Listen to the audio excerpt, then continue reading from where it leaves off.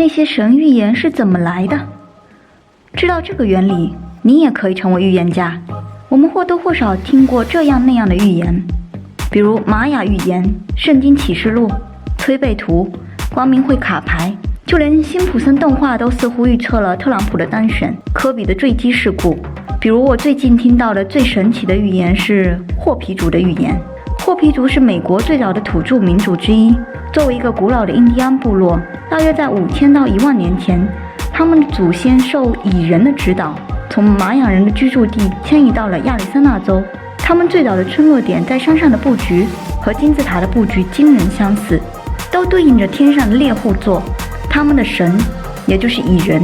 让他们守护美国的那片土地，据说有强大的破坏力。果然，后来白人进入美洲大陆，从那里挖掘出来的铀被用作二战时期的原子弹材料。霍皮族有9大预言，据说9大预言实现，人类便会进入第5世界。顺便说下，他们认为目前的人类已经经历过4次不同的文明交替。第一次被3到4万年前的火山喷发毁灭，第二次因为1.2到2万年前的冰河世纪终止，第3次毁灭于8到9千年前的世界大洪水，而我们所在的极可能是第4世界。关于第5世界的来临征兆，其中8个已经实现了，分别对应的可能是白人进入美洲大陆、马车、水牛、火车、电线电缆、公路高架桥、石油泄漏、海洋污染、美国嬉皮士时代之类的历史发展。而第9个征兆似乎是空间站或者彗星撞击地球的描述。从前面8个预言的实现来看，你是否会觉得第9个预言也很可能实现呢？其实世界是由元素组成的，世界的运作是由能量推动的。如果说所有的粒子行动轨迹都有规律可循，也许创造出一个巨大的计算机，考虑到各种因素的存在，我们对未来的各种事件真的可以像预测天气预报一样准确。但这在目前还是非常非常遥远的事情。那么为什么还有那么多神预言的出现呢？我们用一个二战的例子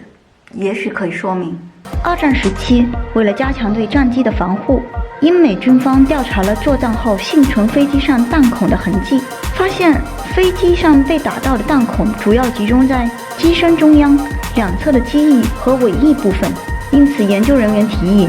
在弹孔最密集的部分加上装甲，以提高飞机的防御能力。然而统计学家亚伯拉罕·瓦尔德力排众议，指出更应该注意弹很少的部位，比如油箱的位置，因为这些部位受到重创的战机很难有机会返航，而这部分数据被忽略了。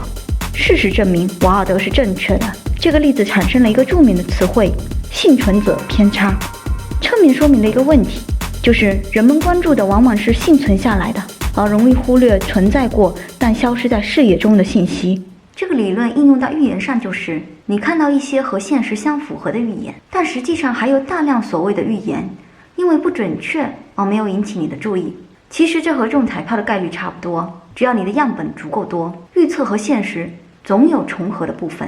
用另外一个无限猴子理论来解释，如果许多猴子任意敲打打字机键，最终可能会写出大英博物馆所有的书，因为你说的每一句话要应验的概率都不等于0，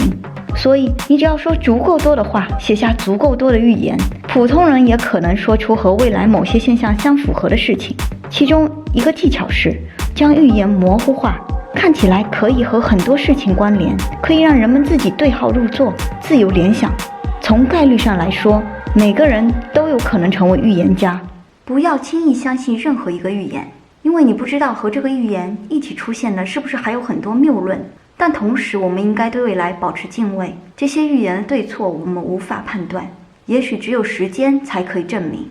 比起恐慌未来，做好当下我们可以做的事情才是更有意义的，你说对不对？用知识解释生活，我是小林，记得关注我哦。